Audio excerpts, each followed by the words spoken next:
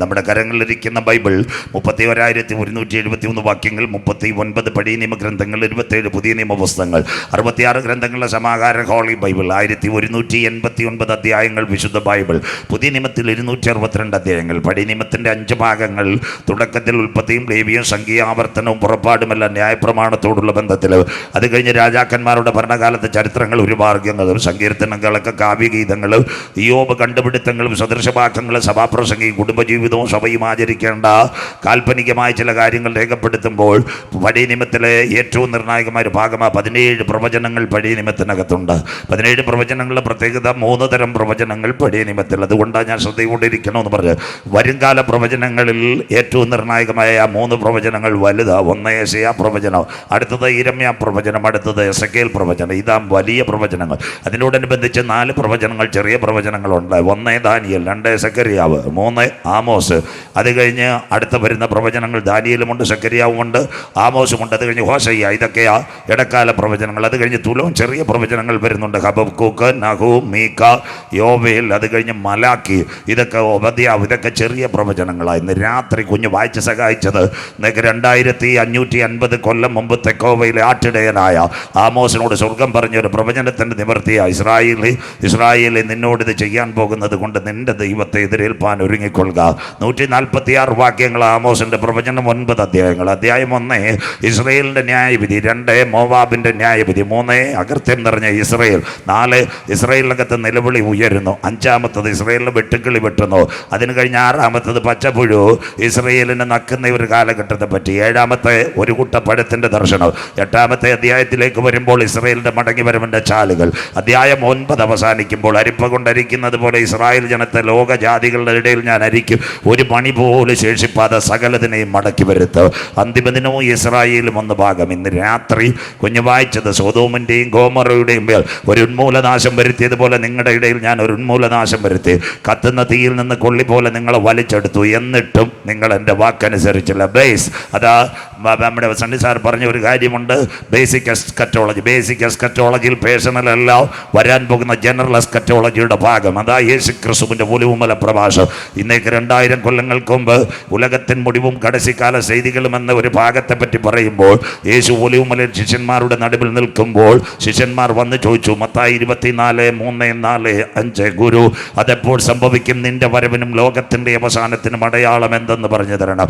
യേശു പറഞ്ഞ, ആരും നിങ്ങളെ തെറ്റിക്കാതിരിപ്പാൻ സൂക്ഷിച്ചുകൊള്ളുവിൻ, ഞാൻ ക്രിസ്തുവെന്ന് പറഞ്ഞ് അനേക കള്ളക്രിസ്തുക്കളും കള്ളപ്രവാചകന്മാരും എഴുന്നേറ്റ് വരും. അതിനോടനുബന്ധിച്ച് നാഥൻ്റെ വാക്കുകളുടെ 4 ചാലുകൾ, മത്തായി 24:32, 33, 34. അത്തിയെ നോക്കി ഒരു ഉപമ പഠിപ്പീൻ, അതിൻ്റെ കൊമ്പിളതാ ഇല തളിർക്കുമ്പോൾ വേനൽ അടുത്തുവല്ലോ.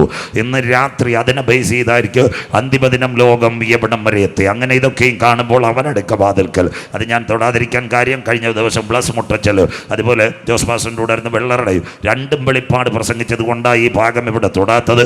ആവർത്തന വിരസത വരുന്നത്. അങ്ങനെ നിങ്ങൾ ഇതൊക്കെയും കാണുമ്പോൾ എന്താ? അവനടുക്ക വാതുക്കൽ, ന്യൂ വേൾഡ് ഓർഡർ. പ്രപഞ്ചത്തിൻ്റെ ലക്ഷണങ്ങൾ, ആകാശവും ഭൂമിയും ഒഴിഞ്ഞു പോകും, എൻ്റെ വചനങ്ങളോ ഒഴിഞ്ഞു പോകുകയില്ല. അങ്ങനെയെങ്കിൽ ആ നാളും നാഴികയെ സംബന്ധിച്ചു വരുമാനുള്ള പുത്രനോ സ്വർഗത്തിലെ ദൂതന്മാർക്കോ അറിയത്തില്ല. അതാ 3 മരങ്ങളോട് ഇസ്രായേലിൽ ഉപമിച്ചു. 1-ാമത്തെ മരമാ അത്തി. ഹോശയ്യ 9:10 ബൈബിൾ റെഫറൻസ് കൂടെ. അത്തിവൃക്ഷത്തിൻ തലക്കനി പോലെ നിന്റെ പിതാക്കന്മാരെ ഞാൻ മരുഭൂമിയിൽ കണ്ട, അത് അവൻ്റെ രാഷ്ട്രീയം ഇസ്രായേൽ. 2 യോഹന്നാൻ 15:1-2 അത് മുന്തിരി, അവൻ്റെ ആത്മീയം. ഞാൻ സാക്ഷാൽ മുന്തിരി വള്ളിയും എൻ്റെ പിതാവ് തോട്ടക്കാരനും, എന്നിൽ കായ്ക്കാത്ത കൊമ്പുകളൊക്കെ അവൻ വെട്ടിക്കളയുന്നു. അത് കഴിഞ്ഞ് സങ്കീർത്തനം 128 അവൻ്റെ സൗന്ദര്യം.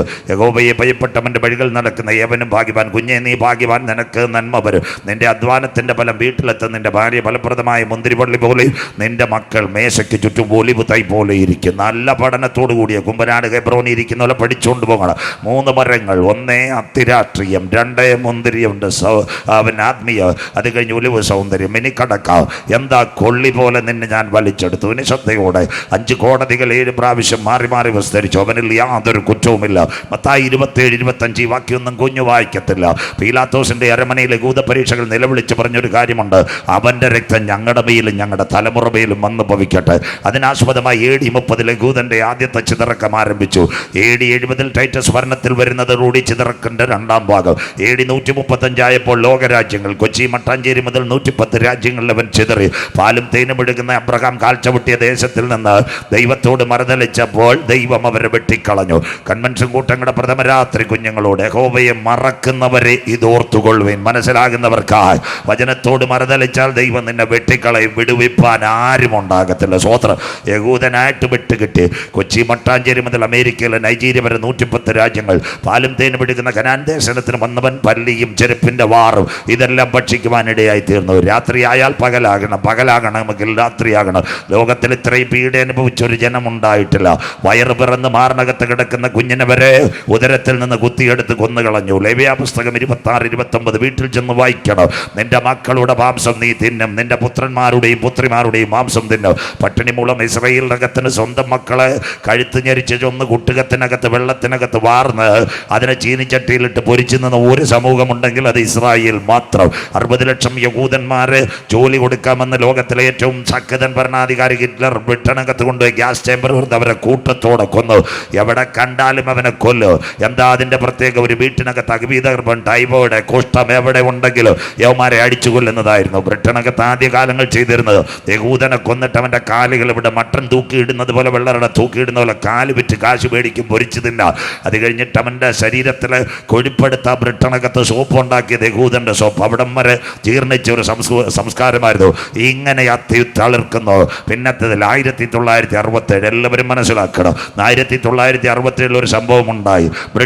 ഫ്രാൻസിനകത്തൊരു മിലിറ്ററിക്കാരുടെ പരേഡ് നടക്കുന്നു. ബൈബിൾ ശ്രദ്ധയോടെ വടങ്ങി വരാം. ആ പരേഡ് നടക്കുമ്പോൾ രാവിലെ മാർച്ച് പാസ്റ്റ് ഉണ്ട്. ഇവിടെ പോലീസുകാർ പിന്നെ പാളയത്തെ SAP ക്യാമ്പിനകത്ത് പരേഡ് നടത്തുന്നത് പോലെ അന്ന് ഈ റിപ്പോർട്ട് ചെയ്യാൻ ഒരുവൻ പോയി. അവൻ്റെ പേര് Theodore Herzl.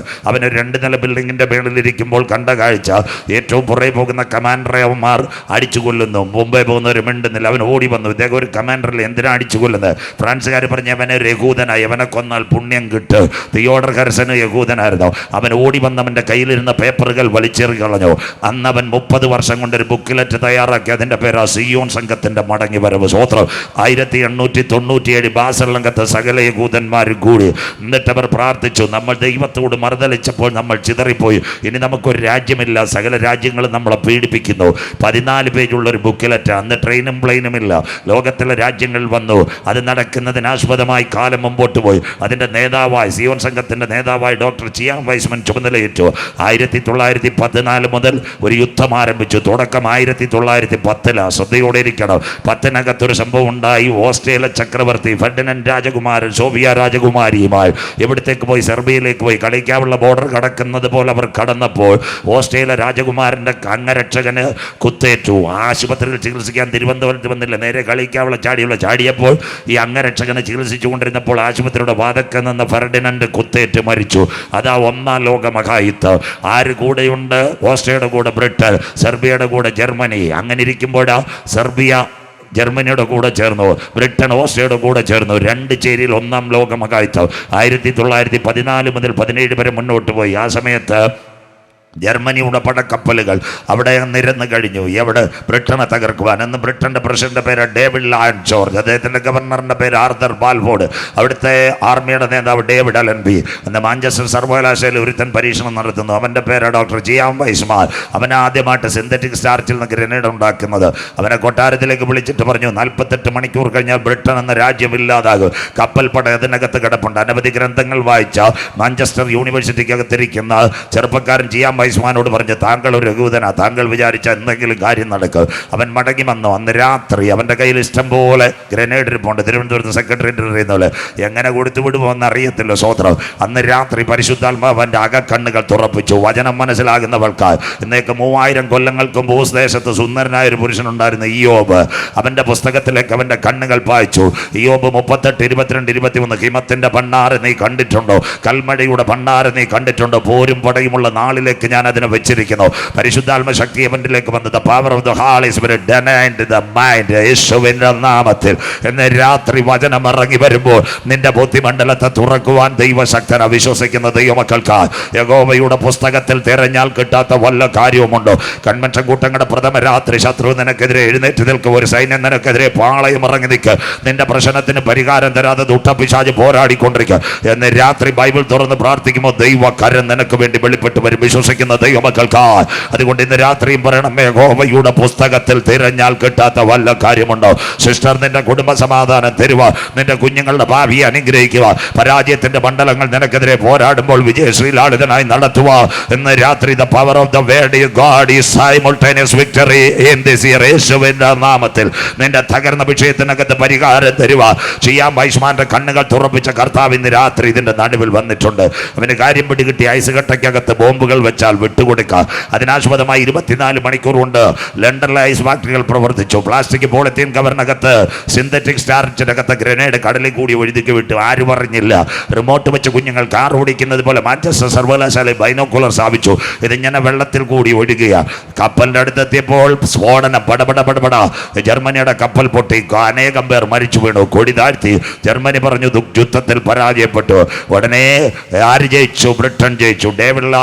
David Allenby, Arthur ബാൽബോഡി കൊട്ടാരത്തിലേക്ക് ആരെ വിളിച്ചു? ചിയാം വൈസ്മാനെ വിളിച്ചു. സഹോദരനോട് ചോദിച്ചു, ബ്രദറെ, യഹൂദ ശാസ്ത്രജ്ഞ താങ്കൾക്ക് എന്ത് വേണം? ഞങ്ങളെങ്ങാണ് വന്നേ പറഞ്ഞ PC-നാക്കി പ്രസംഗിക്കണം, അമേരിക്കൻ വിസയും വേണമെന്ന്. സ്വത്രം. അതൊന്നും ഈ അച്ചായം പറഞ്ഞില്ല. ഈ ശാസ്ത്രജ്ഞൻ പറഞ്ഞു, സാറേ, ഞങ്ങൾ ലോകത്തിന്റെ 5 വൻകരകൾ ചിതറിക്കിടക്കുക, ഞങ്ങൾക്ക് വീടുമില്ല കൂടുമില്ല, ഒന്ന് മടങ്ങി വരാൻ ഒരു വഴി തുറന്നെങ്കിൽ നല്ലതായിരുന്നു. അന്ന് 1917 നവംബർ 11 രാത്രി 11 സെക്കൻഡ് യഹൂദന് മടങ്ങി വരാനുള്ള ആദ്യത്തെ വഴി. അതിന്റെ പേര് ആർതർ ബാൽബോർഡ് ഡിക്ലറേഷൻ. മനസ്സിലാകുന്നവർക്കായി അത്തിച്ചെടി കുഴിച്ചു വെക്കുന്നു, മനസ്സിലാകുന്നവർക്കായി ദൈവത്തെ വാഴ്ത്തുന്നു.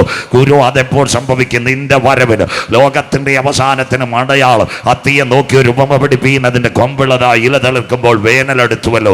രാജ്യം കിട്ടിയില്ല, ലൈഫ് മിഷൻ വീട് കൊടുക്കുന്നവർ അവിടെ എവിടെയും കോളനി. തുർക്കിയിലെ ഒട്ടോമൻ സാമ്രാജ്യത്തിൽ നിന്ന് മാറി ആദ്യമായി ഇസ്രായേൽ മക്കൾ മടങ്ങി വരുന്നു. യഹൂദന്റെ 1ാമത്തെ വരവ്.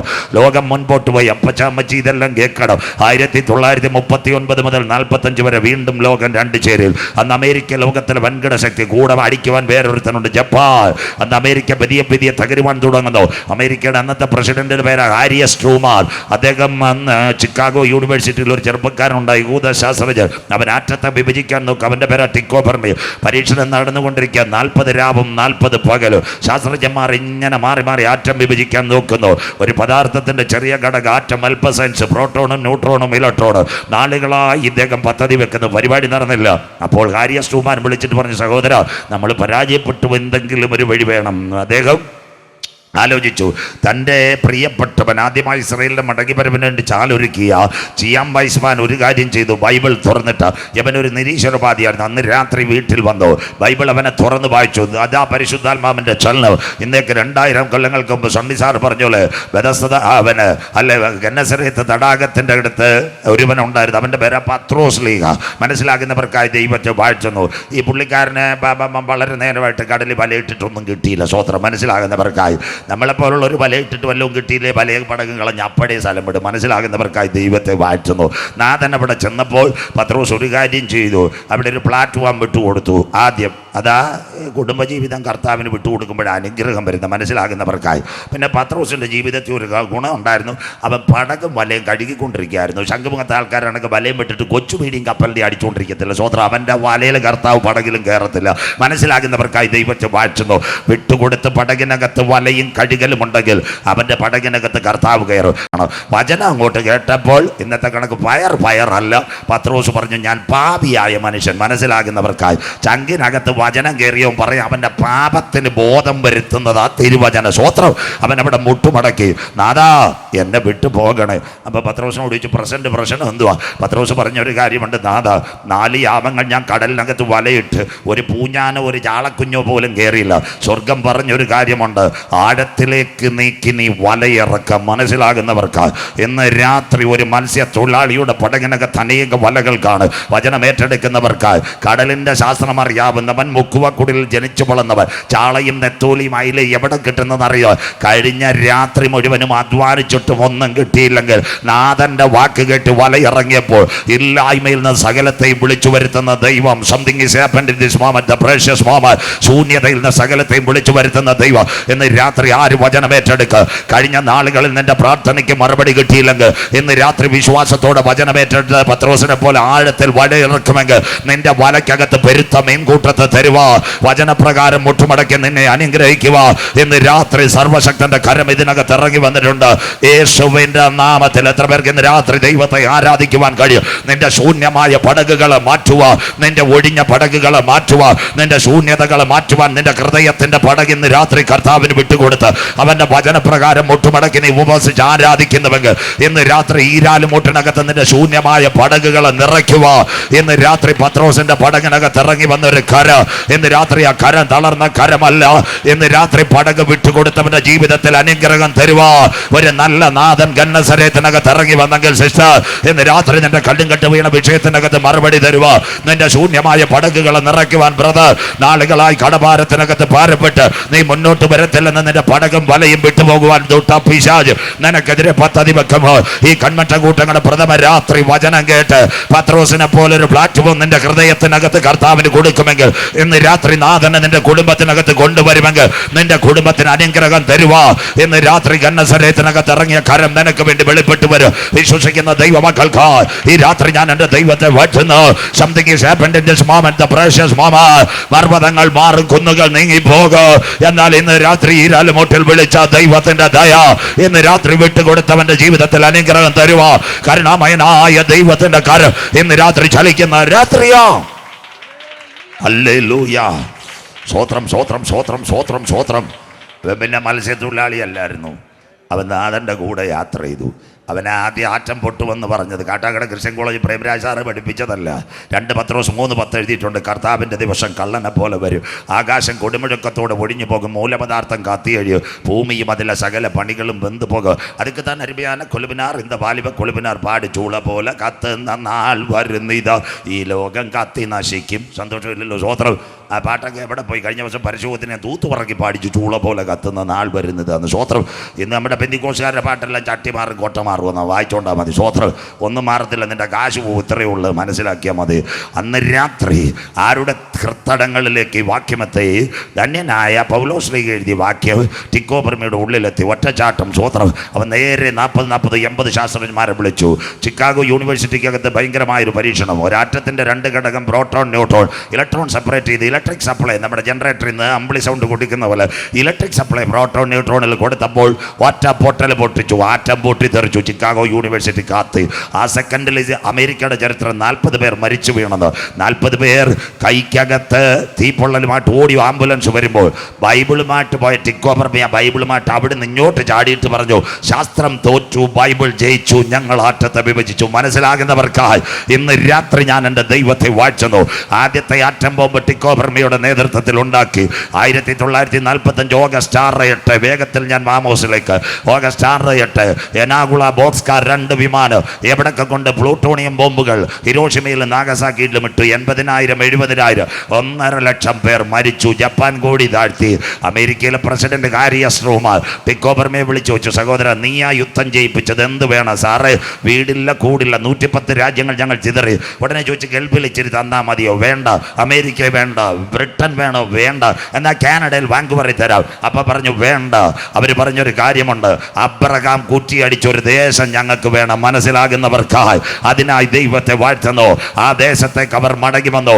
ആ ദേശത്തിൻ്റെ പേര് യാക്കോബ് വല്യപ്പന് പേര് കിട്ടിയ ഇസ്രായേൽ. മനസ്സിലാകുന്നവർക്കായി 1948 ഏപ്രിൽ മാസം 14 പെസഹ വ്യാഴം ആകാശത്തിൽ രക്തചന്ദ്രൻ. 48 മെയ് 14 ഡേവിഡ് ബെൻഗൂറിയൻ കൊടി ഉയർത്തിക്കൊണ്ട് മടങ്ങി വന്നു. ഞങ്ങൾ മടങ്ങി വന്നു. ആത്തി തളർത്തു. കരമുയർത്തുന്നവർക്കായി ഈ തലമുറയിൽ കാന്തൻ വരാറായി. അതുകൊണ്ട് യേശു പറഞ്ഞ അത്തിയെ നോക്കി ഒരു ഉപമ പഠിപ്പ്. അതിൻ്റെ കൊമ്പിളതായി ഇല തളിർക്കുമ്പോൾ വേനലെടുത്തുവല്ലോ. 48 ഡേവിഡ് ബെൻഗൂറിയൻ കൊടി ഉയർത്തിയപ്പോൾ ഒരു കാര്യം പറഞ്ഞു, ഇന്ത്യക്കാരുടെ കാര്യം പറഞ്ഞു. അവരന്ന് അവരുടെ പാർലമെന്റ് ഹാം റേഡിയോയിൽ പറഞ്ഞു, ലോകരാജ്യങ്ങൾ മുഴുവൻ നമ്മളെ തള്ളി ചതച്ചപ്പോൾ ഇന്ത്യ എന്ന് പറയുന്ന രാഷ്ട്രം നമ്മളെ കാത്തിട്ടുണ്ട്. അതുകൊണ്ട് നിങ്ങൾ അവരെ മറക്കരുത്. രണ്ടാമത്തെ കാര്യം, 1949 ഇസ്രായേൽ പുസ്തകം അടിച്ചു. 9ാം ക്ലാസ്സിൽ നമ്മുടെ ചെമ്പൂർ സ്കൂളിൽ പഠിക്കുന്ന കുഞ്ഞുങ്ങൾ പുസ്തകം വായിക്കുന്നത് പോലെ 9ാം ക്ലാസ്സിലെ പുസ്തകത്തിനകത്ത് ഇസ്രായേൽ എഴുതി വെച്ചിട്ടുണ്ട്, ഇന്ത്യക്കാർ നമുക്ക് പോറ്റമ്മയായിരുന്നു, അതുകൊണ്ട് ഒരു കാരണവശാലും അവരെ മറക്കരുതെന്ന് ഇസ്രയേലിൻ്റെ 9ാം ക്ലാസ്സിലെ പുസ്തകത്തിൽ ഇന്നുകൊണ്ട്. സണ്ണി സാറേ സ്വോത്രം. ഇതൊന്നും ആർക്കും അറിയത്തില്ല. 1949 അവരാകെ 4 ലക്ഷം ജനമുണ്ട്. 2ാം ലോകം 1ാം ലോക മഹായുദ്ധം കഴിഞ്ഞപ്പോൾ ഒരു സംഘടന വന്നു. അതിൻ്റെ പേരാണ് ലീഗ് ഓഫ് നേഷൻസ്, സർവ്വരാഷ്ട്ര സംഘടന. 2ാം ലോക മഹായുദ്ധത്തിൽ 5.5 കോടി പേർ മരിച്ചു. ഇനി ഒരു സംഘടന വേണം. അതിന് വന്നതാ യുണൈറ്റഡ് നേഷൻസ്, ഇന്നത്തെ ഐക്യരാഷ്ട്ര സംഘടന. ഈ ഐക്യരാഷ്ട്ര സംഘടനയിൽ ഇവർക്ക് അംഗത്വം വേണം. 7 ലക്ഷം പേര് വേണം. ആകെ 4 ലക്ഷം പേരുണ്ട്. അവരന്ന് അർമീനിയയിൽ നിന്ന് കുറച്ച് ചേട്ടന്മാരെ ഇറക്കി. ആ അർമീനിയയിലെ ചേട്ടന്മാർ ഇറക്കി 7 ലക്ഷം തികച്ചു. മലയാളം നമ്മുടെ കാരക്കോണം മെഡിക്കൽ കോളേജ് PRS അവിടെയൊക്കെ MBBS അഡ്മിഷന് ഡൽഹി എയിംസുകാർ വരുമ്പോൾ ഒരു കാര്യം ചെയ്യും. എന്താ, അനാഥ മന്ദിരത്തിൽ കിടക്കുന്ന രോഗികളെല്ലാം പിടിച്ച് കട്ടിലെ കിടക്കും, പാലും തേനും കൊടുക്കും. മനസ്സിലാകുന്നവർക്കായി ദൈവത്തെ വാഴ്ത്തുന്നു. അപ്പം ഡൽഹിക്കാർ വരുമ്പോൾ 800 ബെഡുണ്ട്, രോഗികളുണ്ട്, MBBS സീറ്റ്. സ്വോത്രം. ഡൽഹിക്കാർ പോകുമ്പോൾ എല്ലാത്തിനെയും ആംബുലൻസ് അനാഥ മന്ദിരത്തിലാക്കും. മലയാളം മനസ്സിലാകുന്നവർക്കായി സ്വോത്രം. ഇൻസ്പെക്ഷൻ വരുമ്പോൾ വളരെ ക്ലിയർ. അന്ന് 3 ലക്ഷം പേരെയും കൂടെ കൊണ്ടുവന്ന് സെൻസസ് എടുത്ത്. അതേ യൂതന്മാരെല്ലാം അവന്മാരായിരുന്നു ഈ അർമീനിയൻ ക്രിസ്ത്യൻസ്. 7 ലക്ഷം പേരെയും കൂടെ കൊണ്ടുവന്നു. അപ്പോൾ അമേരിക്കയോട് പറഞ്ഞ് ഞങ്ങളെ UN ചേർക്കണമെന്ന്. അമേരിക്ക ഭയങ്കര പുള്ളികളാണ്. അന്ന് പറഞ്ഞൊരു കാര്യം പറഞ്ഞു, യവന്മാർ അത്ര ശരിയല്ല, ഇപ്പോൾ ചേർക്കണ്ട. അപ്പോൾ ഇസ്രയേലുമായിട്ട് അന്നും എതിര് നിൽക്കുന്ന റഷ്യ ഉണ്ട്. റഷ്യ പറഞ്ഞ് ഈ കസേര തൽക്കാലം അവനിരിക്കട്ടെ. ഹിന്ദിക്കാരൻ്റെ ഭാഷ പറഞ്ഞാൽ ഈ കുർസിമേ തോടെ ബൈറ്റിനേതോ. മനസ്സിലാകുന്നവർക്കായി ദൈവത്തെ വാഴ്ത്തുന്നു. സ്വോത്രം. ശത്രുവിൻ്റെ മുൻപിൽ മേശ ഒരുക്കുന്നവനാ സ്വർഗത്തിലെ ദൈവം. നിന്നെ സഹായിക്കേണ്ടി അമേരിക്ക നിനക്കെതിരെ മാറി നിൽക്കുമ്പോൾ വാഗ്ദത്തമുള്ളവന് വേണ്ടി കരമുയർത്തി കസേരയിൽ കൊണ്ടുവരുവാൻ ഒരു ദൈവശക്തി ഉണ്ടെങ്കിൽ ഇന്ന് രാത്രി പറയണം, ദൈവം അനുകൂലമെങ്കിൽ പ്രതികൂലം ആരുമില്ല. അന്നത്തെ പ്രശ്നമായി ഇന്ന് നടക്കുന്നത്. ഇനിയുള്ള കാര്യം കേൾക്കണം. ബൈബിൾ 22,650 കിലോമീറ്ററായി ഇസ്രയേൽ. 6 ഡിസ്ട്രിക്റ്റാ.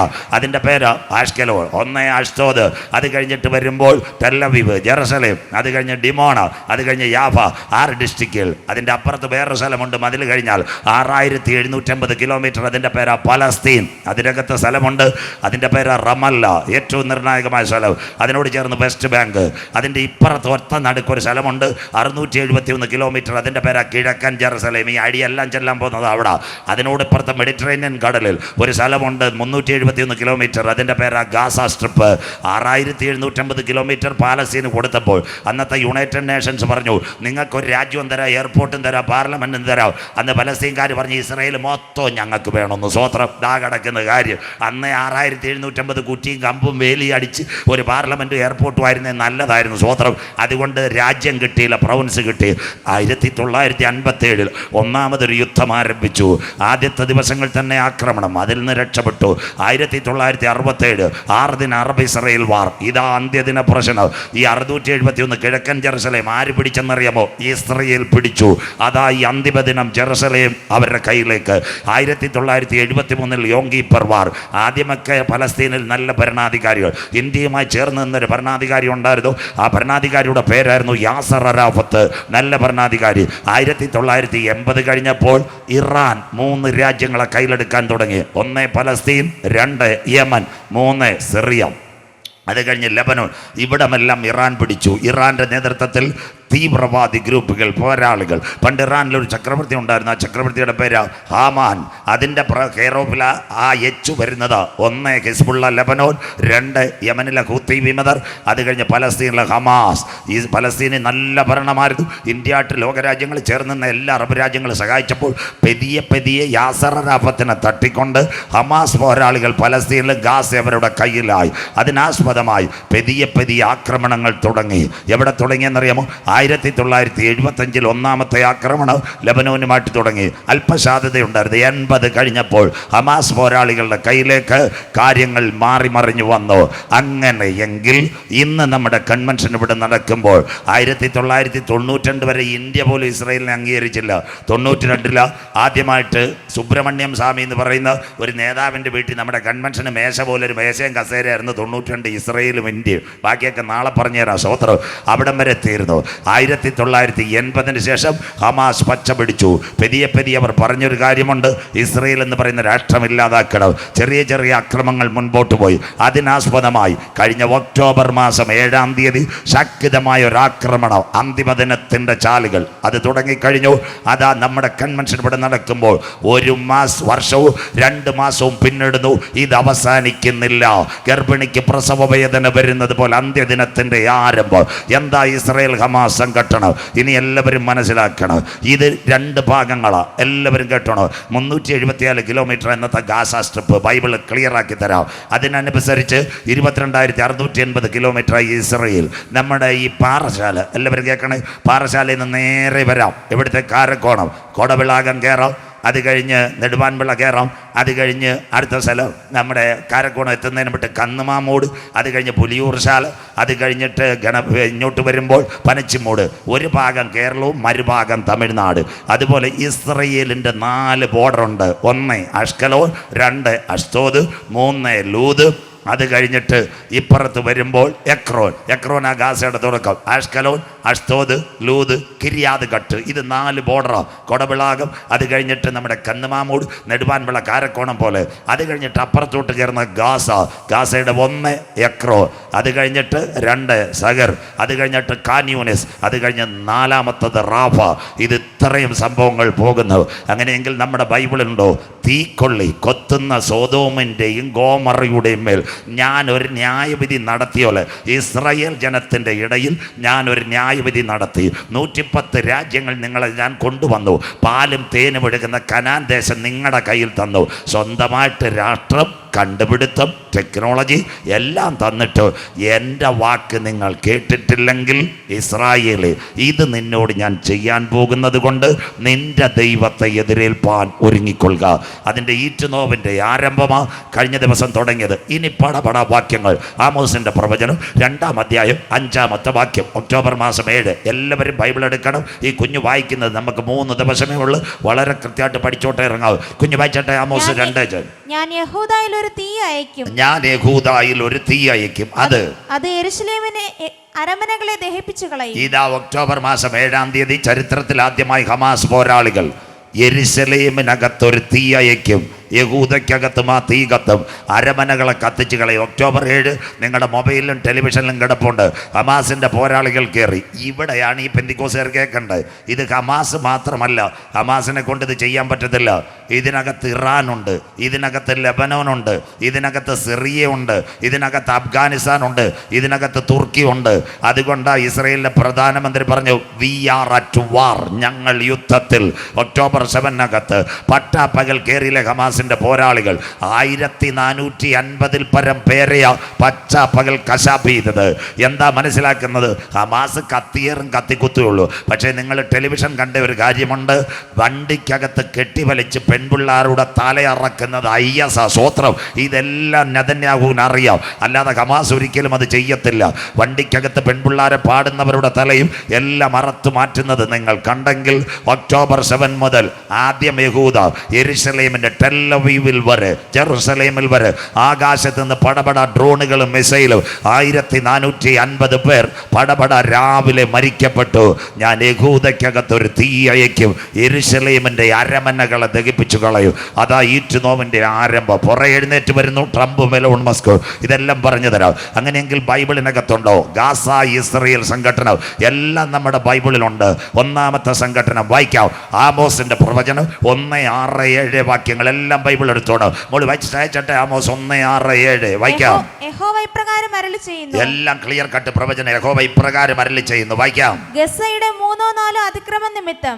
കറക്റ്റ് മക്കൾ, അങ്ങനെ വെച്ചാൽ ഗാസ ഇസ്രയേൽ കോൺഫ്ലിക്റ്റ്. ഏഷ്യാനെറ്റിനെ വിനൂനെയും വിളിക്കേണ്ട, മനോരമയിലെ ജോണിയും വിളിക്കേണ്ട. എഴുതിക്കോ. 1-ാമത്തെ ഗാസ ഇസ്രയേൽ സംഘടന 2003 അന്ന് 450 പേരെ മരിച്ചോളൂ. 2-ാമത്തെ സംഘടന 2007 അന്ന് 1000-ൽ പരം പേർ മരിച്ചു. 3 ഗാസ ഇസ്രയേൽ കോൺഫ്ലിക്റ്റ് 2013 അന്ന് 450 പേർ മരിച്ചു. 4 കോവിഡ് കാലം 2020 ഗാസ ഇസ്രയേൽ സംഘടന. അന്നൊരു മലയാളി പെൺകുട്ടി മരിച്ചു. ഇടുക്കിക്കാരി സൗമ്യ സന്തോഷ് കരമുയർത്തുന്നവർക്കായി ഇസ്രയേലിലായി. 4 അതിക്രമങ്ങൾ കഴിഞ്ഞു. കോവിഡിന് ശേഷം ഒരു ശാന്തതയായിരുന്നു. അതിനുശേഷം 2023 ഒക്ടോബർ 7 3 വർഷത്തിന് ശേഷം 5-ാമത്തെ അതിക്രമം. ഇത് ലോകമഹായുദ്ധത്തിൻ്റെ ചാലുകൾ. വായിച്ചിട്ട് മോളെ അടുത്ത വാക്ക് 3 4 അതിക്രമ നിമിത്തം വായിച്ചട്ടെ. അവർ ഏതോമിനെ ഏൽപ്പിക്കേണ്ടതിന് ബദ്ധന്മാരെ ആസകലം കൊണ്ടുപോയിരിക്കുകയാൽ. അതുകൊണ്ട് മനോരമ വായിക്കണം. സ്വപ്നയുടെ സ്വർണ്ണമല്ല. അമേരിക്കൻ പ്രസിഡന്റ് ആവാൻ പോകുന്ന ട്രംപ് പറഞ്ഞു, ഞാൻ അധികാരമേൽക്കുന്നതിന് മുമ്പ് കൊണ്ടുപോയ ബന്ദികളെ തിരിച്ചു വിട്ടാൽ ചർച്ചയ്ക്ക് തയ്യാറാകാം. കരമുയർത്തുന്നവർക്കായി ഇതാ ബന്ദികളെ പിടിച്ചുകൊണ്ടു. എത്ര ക്ലിയർ! ഏതോമിനെ ഏൽപ്പിക്കേണ്ടതിന് ബദ്ധന്മാരെ കൊണ്ടുപോയി.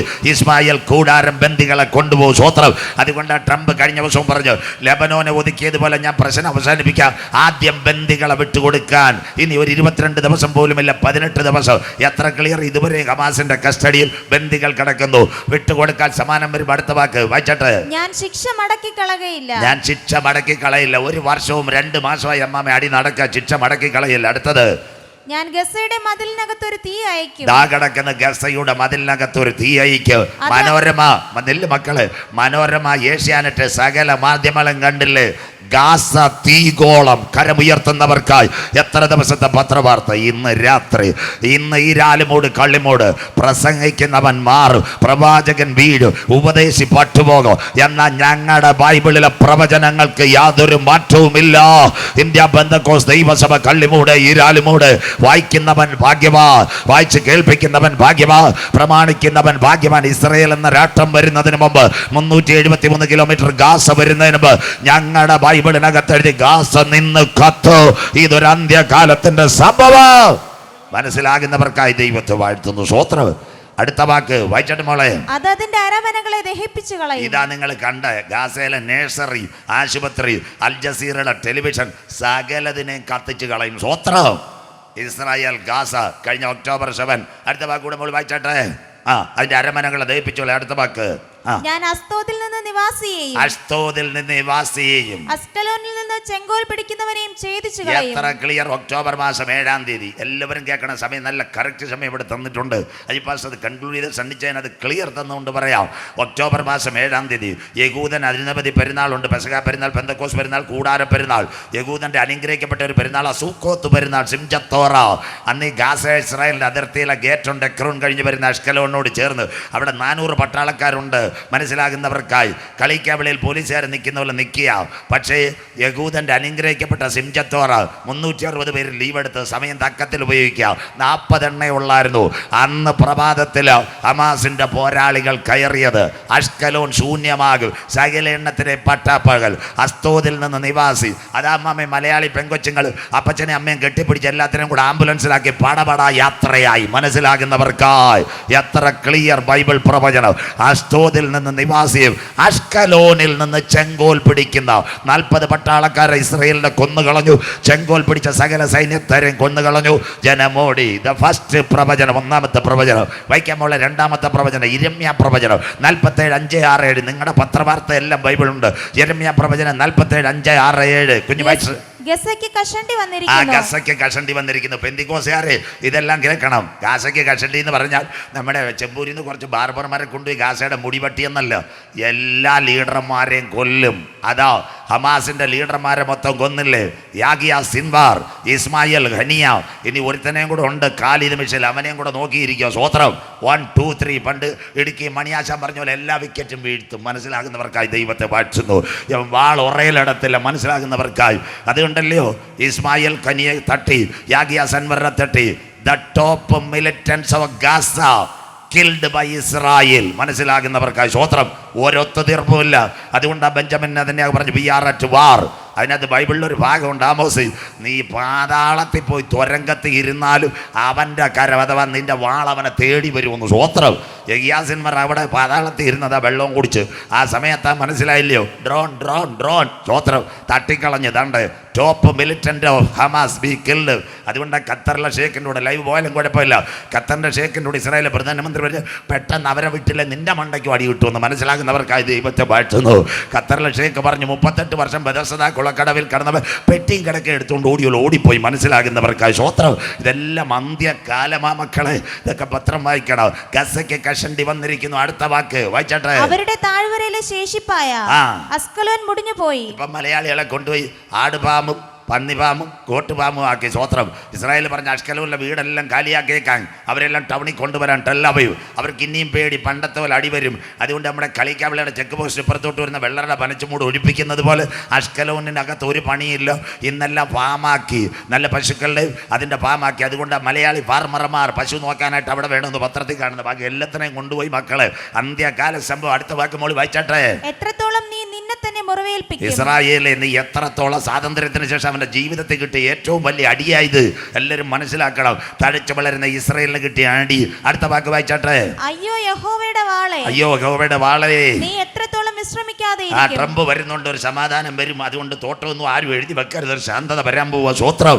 അതുകൊണ്ട് യഹോവയുടെ വാള്, നീ എത്രത്തോളം വിശ്രമിക്കാതിരിക്കുക. ആ അല്പനേരം ഉറയിൽ കടക്കുക. വായിച്ചിട്ട് മോളെ അടുത്ത വാക്ക്. ഉറയിൽ കടക്കാം, നീ ഉറയിൽ കടക്കുക. വിശ്രമിച്ചടങ്ങിയിരിക്കാം. ഉടനെ ഒന്നും ലോകമകായിത്വമൊന്നും വരത്തില്ല.